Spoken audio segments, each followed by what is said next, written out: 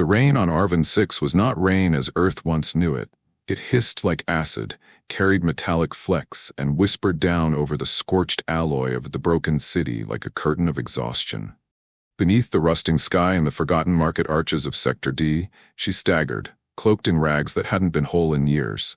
The alien woman's skin bore not only the ashen hue of her caste, but the cracked, flaking signs of dehydration, starvation, and years of rejection. Her horns, dulled and chipped at the crown, marked her as a Saharani stray, a species left behind after the Outer Ring treaties collapsed. No citizenship, no identification, and no rights. She'd been crawling through dumpsters behind the abandoned merchant hubs for days, surviving on spoiled protein paste and rain-cotton canisters lined with mold. When the foot traffic increased, she moved back into the shadows like a vermin, hands held out only when too weak to pretend she wasn't dying. Her name had once been Elvia, though no one on this world knew it. Now, even her own tongue recoiled from its syllables. In the slums, she was just hollow face, gutter witch, the crawling thing, the kind of presence people pretended not to see while quickening their steps and checking their wallets. That afternoon, she had reached the edge of collapse. The medical field outpost was visible across the alley, its red neon pulse beckoning through sheets of drifting soot and vaporized dust. She didn't expect salvation. She only hoped for a mouthful of water before her organs gave out. Dragging herself forward, she leaned on a twisted pipe, then hobbled across the broken tiles toward the clinic wall, where a cracked coolant unit hummed in faint mechanical song. Her voice was almost gone when she rasped, "Water. Please, just water." She didn't say it to anyone in particular. She didn't expect a reply. The last 100 souls she had begged from had either ignored her or kicked her away. But then a man turned, tall, broad-shouldered, lean from sleepless work, his coat stained with surgical grime and dust. His face bore the tired marks of constant caregiving, deep under-eye bruises, unshaved jaw, and sun-dried lips, but his eyes were impossibly kind. He was human. She instinctively tried to retreat, afraid he would yell or throw something. But he only crouched, not in pity, in attention. One knee down, he gently studied her, not with disgust but with clinical presence. "No water," he said softly, reaching into his med bag. "Not yet, your system's failing. If I give you liquid now, you'll vomit it up and dehydrate faster." She blinked in confusion. It was the most anyone had ever said to her in months. He reached over to a nearby vendor stall, tossed a small metal token onto the counter, and murmured something she couldn't hear. The vendor hesitated, then retrieved a dented tray from his heating unit. Cale Morin, Terran combat medic turned disaster relief surgeon, took the plate and returned to her side. It wasn't just food. It was hot food. A steaming pile of roasted tubers, protein slivers, and thick soup crusted with herbs, resting on a slab of recycled thermosteel. He sat down on the floor beside her, cross-legged in the dirt like none of the ranks he wore meant anything at all. She stared at the plate, trembling. Her mouth moved to protest. She hadn't earned this. But Cale just looked forward, watching the passing crowd. "You don't have to trust me," he said without turning. "You just have to eat." And in the middle of a world that had long since given up on her, Elvia took the first bite. Not as a charity case, but as a living being remembered by the universe for the first time in years. Elvia hadn't meant to finish the whole plate. She'd started cautiously, nibbling from the edges like a cornered animal, half expecting the food to vanish, half bracing for someone to slap it from her hands. But when the warm flavors struck her tongue, they hit with a violence she hadn't expected. Memory returned in full force. Her mother's fermented root broth, the cracked laughter of her little brother beside the village kiln, the thick perfume of spice markets now burned into rubble. Each bite became more frantic, more desperate. Not hunger anymore, but hope, raw and irrational. Cale watched without saying a word. Around them, the medic compound buzzed with routine chaos, medbots rattling past, patients coughing through mask filters, translators hissing over intercoms. But here, on the cold tile beside a forgotten coolant vent, the entire galaxy seemed to narrow into one quiet moment. He poured a small amount of warmed broth into a field-safe cup, slid it toward her without comment, then leaned back and removed his gloves with the calm of a man used to war. "You been here long?" he asked finally, keeping his tone neutral. She flinched but nodded. How long since you last had a proper meal? Her fingers hesitated over the spoon. I don't remember, she whispered. He didn't ask for her story, her lineage, or her blood type. He just nodded, pulled out a sterile cloth, and began cleaning the grime from her arms. She stiffened at first, but the cloth was warm, the touch was gentle, and she hadn't felt warmth in a decade. Her species wasn't known for trust. The Sarani were bred on pride and isolation, the last relics of an empire that collapsed into smoke and myth. But something in this human, this weary, quiet medic with calloused hands and soft eyes, struck her like a sunrise after too many years underground. He wrapped a thermal blanket around her shoulders. She tried to resist it at first, until a tremor shook her chest so hard she almost vomited from cold. You'll need shelter tonight, he said matter-of-factly. The clinic has an unused bunk near the sterilization basin. It's not much, but it's dry, and safer than the cargo pits. Elvia shook her head. I'll be chased out. Kale shrugged. Let them try. I'll be the one doing the chasing. She blinked. Her mouth opened, then closed again. She had no memory of being defended. As the evening fell and the sky dimmed into ultraviolet dusk, he helped her stand, slowly, carefully. She leaned on his arm, not because she wanted to, but because her knees threatened betrayal. The world tilted once, then steadied beneath his grip. Inside the clinic, no one greeted her. No one cheered. No lights lit up in celebration. But the bunk was warm, and Kale left a flask of broth by her side with a silent nod. Before she fell asleep, curled tightly beneath synthetic sheets, she whispered her name into the darkness, and for the first time in years, it didn't feel like a lie. The bunk was hard, the lights above her buzzed faintly, and the air tasted like sterilized bleach, but to Elvia, it felt like sanctuary. She had not slept this peacefully since childhood, not without twitching awake to vermin, cold, or violence. When her eyes opened, she found Kale already tending to a burn victim across the hall, his voice steady, hands swift, movements carved from calm authority. She watched from the shadows, too ashamed to make her presence known, and yet unable to look away from the way he wrapped wounds as if he were folding light. When his shift ended, he walked past her bunk without a glance, but left behind a datapad with a single sentence. You're safe here, even if you don't think you are. She spent the next few hours pacing inside the sterilization chamber, stealing glimpses of herself in the reflective metal. Her cheekbones had caved from starvation, her eyes sunken and reptilian from her species' long exposure to ultraviolet cities, and her scalp bore patches where hair-like bristles had burned away from chemical runoff. The old pride of the Saharani people, once crowned in elegant garb and luminescent pigment, had long been stripped from her. She now looked like a ghost carved from ash. And yet, when she tried to leave that night, a nurse stepped in front of the clinic door and said only, Kale says she stays. Elvia nearly fled. She had been chased off too many doorsteps to accept protection without suspicion. But when she finally mustered the courage to walk into the clinic kitchen, every eye avoided her. Not with hatred, but indifference. That indifference, to her shock, felt like grace. No one saw her as a monster. They simply saw someone broken and breathing. At midnight, she found Kale outside the back door of the compound, leaning on a rusted railing beneath the flickering streetlight. The fog from the cooling towers drifted down like sleep-laced ghosts. He didn't say anything when she approached. He just passed her a thermos of warm broth, and for the first time, she accepted it without shaking. You're not trying to fix me, she murmured. Kale took a long breath and replied, No, I'm just not letting you be thrown away. In that moment, under the sour tang of industrial rain and the low hum of the recycling grid, she believed him. And something ancient in her, the last flickering embers of self-worth, sighed in relief. Kale began treating her like a colleague the next morning, without permission or ceremony. When he passed her a bundle of field wraps and said, Sterilize these for the burn ward, she blinked as if the request had been spoken in a foreign language. No mockery, no hesitation, just work. She took it with shaking fingers, retreating to the wash basin, and began her task with the obsessive focus of someone terrified to disappoint.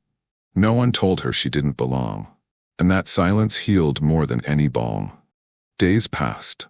She slept in the same bunk, swept the halls with quiet diligence, and observed the triage routines like a soldier memorizing a battlefield. Kale never forced her into conversation, never questioned her past, never tried to guide her recovery with speeches or pity. He simply let her be, present, useful, necessary.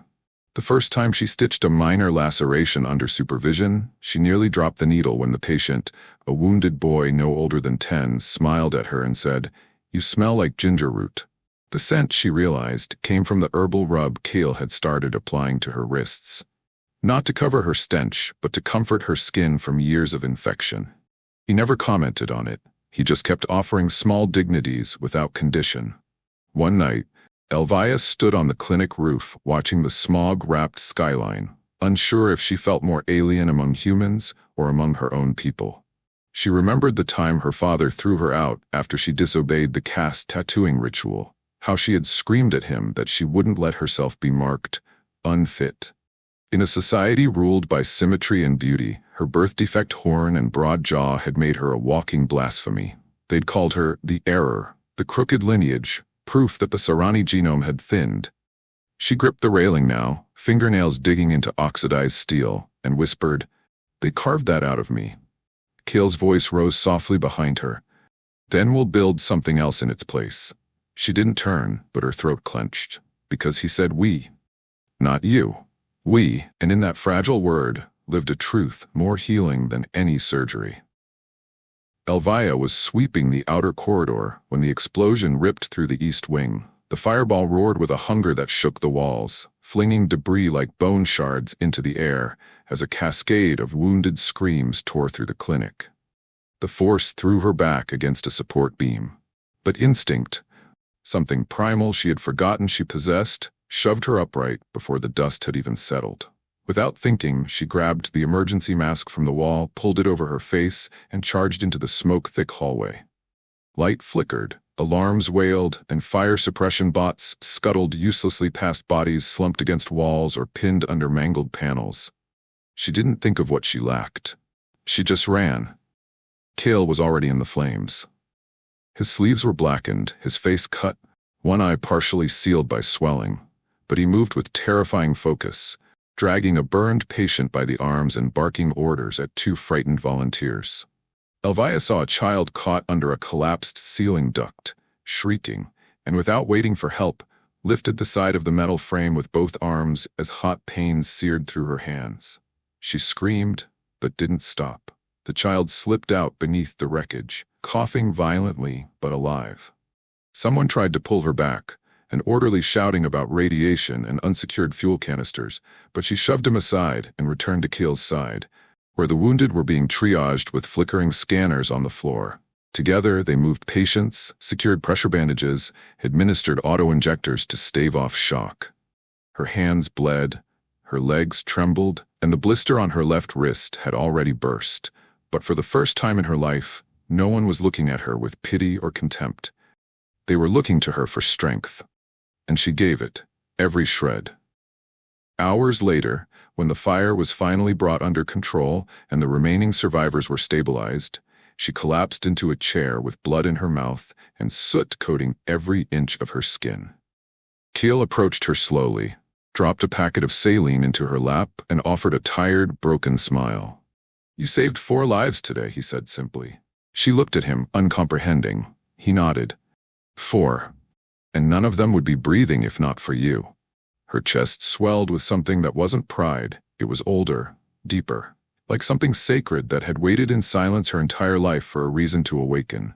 She turned her face away, choked on the rise of her breath, and clenched the packet so tightly the corner split and leaked. She didn't know what to say, but Kale didn't need words. He sat beside her on the scorched tile, let their shoulders rest against one another, and together they watched the sun begin to rise over the blackened skyline. The clinic would rebuild, walls would be repaired, machines replaced, but something inside her that had never known structure had finally begun to take shape. And it looked like the will to live. They started whispering about her by the end of the week. Some called her the Ashbourne girl, others Kale's shadow, or simply that thing that doesn't quit. In most corners of the galaxy, names like those would have dripped with insult. but in the triage center of Outpost 47, they were badges of honor. The other medics began handing her bandage kits with nods. Patients thanked her, and the new arrivals, refugees from the latest border skirmish, didn't even flinch when they saw her face. That was how she knew the world had shifted. It began when a young alien mother, her arms bandaged and face burned, refused care from anyone but Elvia. When asked why, the woman had whispered, "Because she has pain in her eyes, and she still chose to stay." The ripple passed through the outpost in hours, and by the next supply shipment, even the cargo handlers had begun nodding in her direction.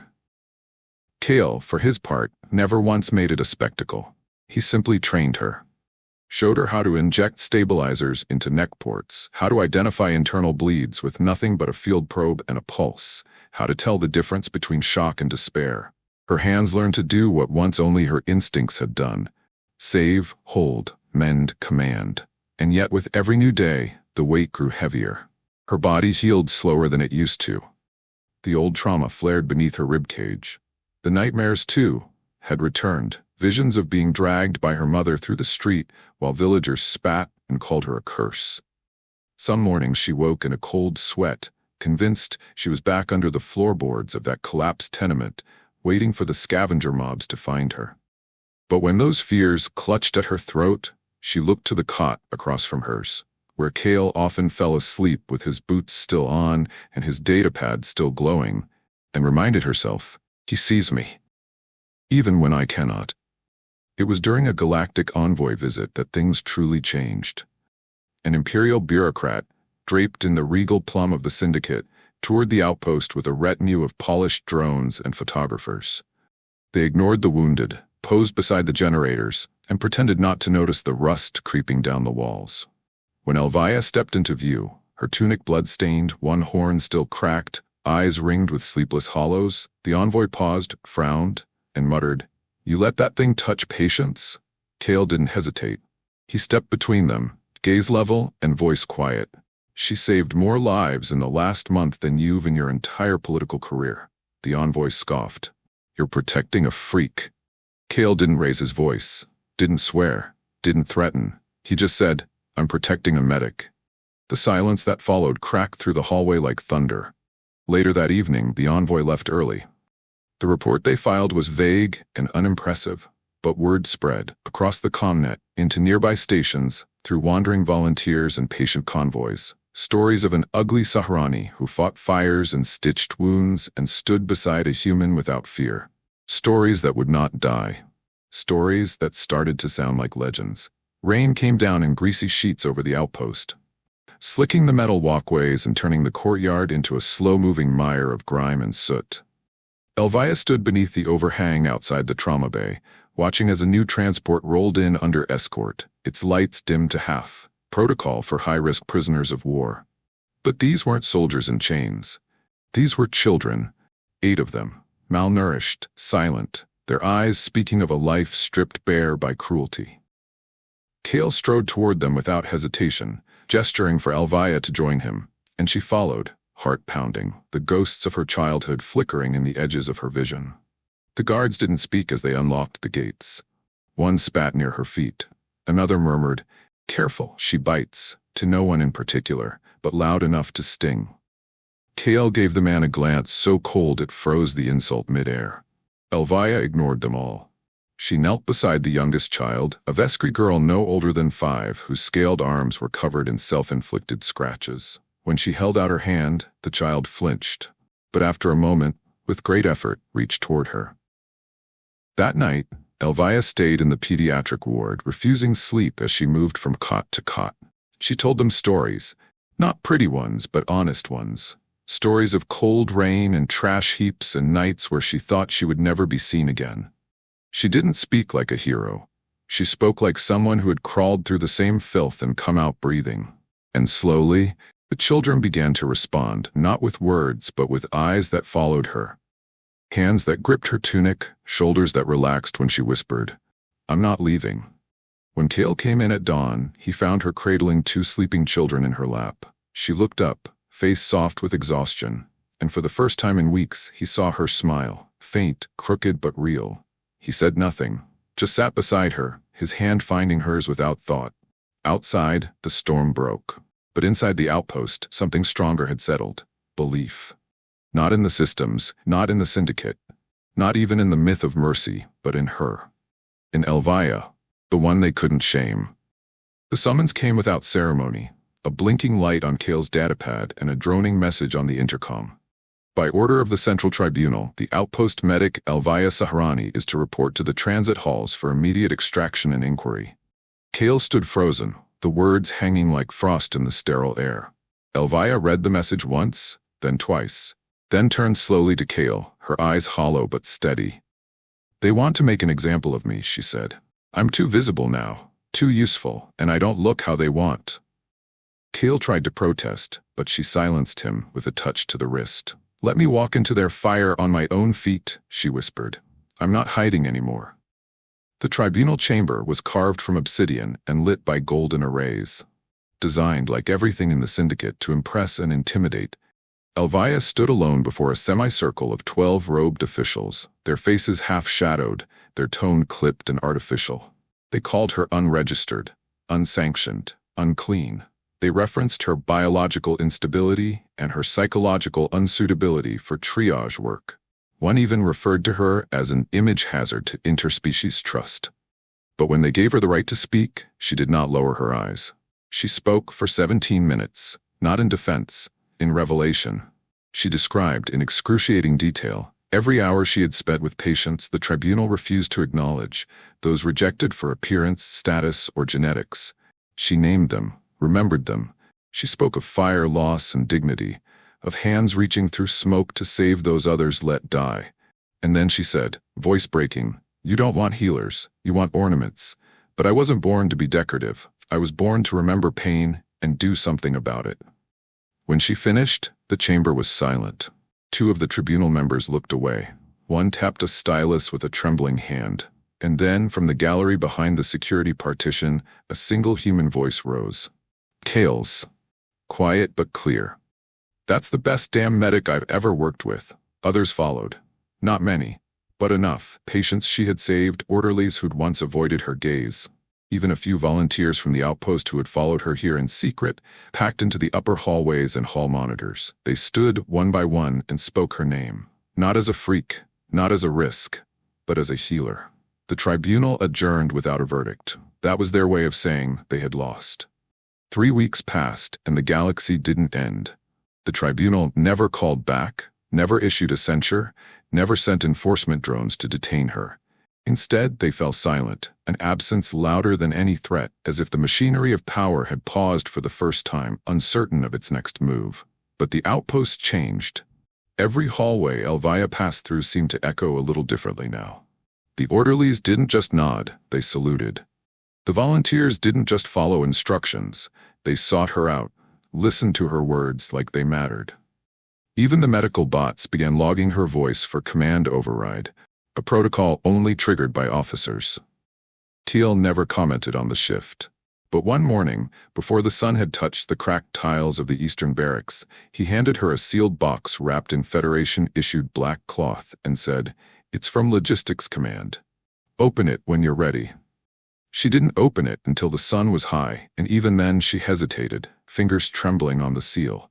Inside was a uniform, not the plain green volunteer smock or the white medical garb of interns, but the cobalt and silver kit of a full field medic embroidered with the twin stars of the Terran Xari Alliance. Her name, Elvira Sahrani, was stitched on the right breast. On the left, beneath the Alliance insignia, was a new designation. Combat Authorized Healer. Grade 4. She stared at it for a long time, as if it might vanish if she blinked. Kale stood in the doorway, arms crossed, waiting without pressure. When she finally looked at him, eyes wide with disbelief, he just shrugged and said, "They wanted to give it to someone else. I said no. I said it had to go to the one who already bled for it." That afternoon, she put it on. Not because she wanted to look important, but because the children in the refugee wing looked at her differently when she wore it. Their faces lit up, like someone had made it through the fire and come back with proof that survival wasn't just possible. It was beautiful. That evening, she stepped onto the open platform where the wounded were usually brought in and saw a new transport landing. this one heavy with diplomats from the fringe worlds. They were coming to witness the reforms she had unknowingly sparked. And as they disembarked, one by one, a small boy from the courtyard ran up and tugged her hand. He looked at her with curious, innocent eyes and asked, "Are you the human's alien?" She smiled for the first time in days and answered, "No, I'm the galaxy's reminder." The ceremony wasn't planned. There were no banners, no music, no royal decrees or holostreams. It started with Kale placing a single silver pin in her hand, a marker from his own uniform, shaped like a flame, denoting valor under hostile conditions. "It belongs to you now," he said simply. "You earned it in a place they'll never understand." She tried to give it back. He closed her fingers around it instead and whispered, "Let them talk. Let them guess. But we know where that fire came from." The others followed. First, the refugee girl who had lost her mother in the Vexari raid. Then the one-eyed engineer she had helped sew back together in the bombed-out corridor. Then the old alien herbalist who hadn't spoken in months but offered her a flower from a dying root that only bloomed in grief. They came not to praise her but to thank her, not because she was beautiful or palatable or easy to explain, but because she stayed. In fire. In ruin. In rejection. And then, on the final day of cycle rotation, Kale took her back to the street where it had all begun. They found it after a day's journey through the broken inner rings of Sector V9, a wasteland of rusted piping and crumbled stone. No one lived there anymore. The stars couldn't even reach the ground. But Elvira knew every corner, every crack. She walked beside him in silence, boots crunching over old ash and data chips, and stopped in front of the collapsed stairwell where years ago she had hidden from the world that spat her out. "This is where I stopped existing," she said quietly. Kale shook his head. "No, this is where you began." She didn't cry. She knelt, took the silver pin from her pocket, pressed it into the wall and left it there, half buried in grime and memory. "So I don't forget," she said. He looked at her, not like a soldier, not like a savior, but like someone who had waited a long time to see her. They turned back toward the shuttle, and as they walked, she realized she no longer hated her reflection in broken glass. She no longer shrank at the sound of her name. She no longer needed permission to belong, because one human, in the quiet of his own dignity, had fed her before he knew her story, had trusted her before the world allowed it. And now the galaxy, so addicted to perfection, was being forced to reckon with the truth that sometimes the most beautiful flame rises not from gold or glass, but from garbage, fire, and a hand that dared to stay.